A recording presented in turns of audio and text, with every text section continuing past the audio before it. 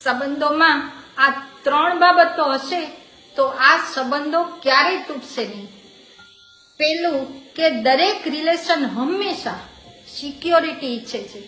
જો આપણા તરફથી સામેની વ્યક્તિને આપણે સિક્યોરિટી આપશું અને તે આપણા તરફથી સલામતી અનુભવશે તો એ આપણી હૂંફ કહેવાશે અને તેના દ્વારા સંબંધો તાજા અને લાંબા ચાલશે.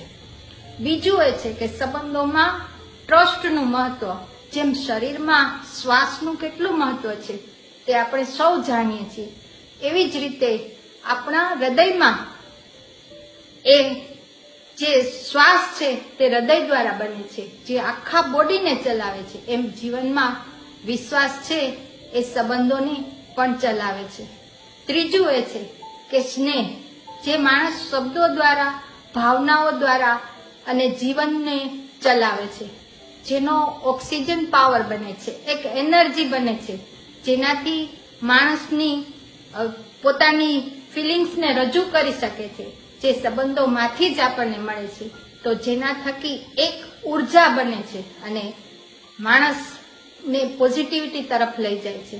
અને પોઝિટિવિટી જેટલી હશે એટલું આપણે જીવનને હેપીનેસ રાખી શકશું.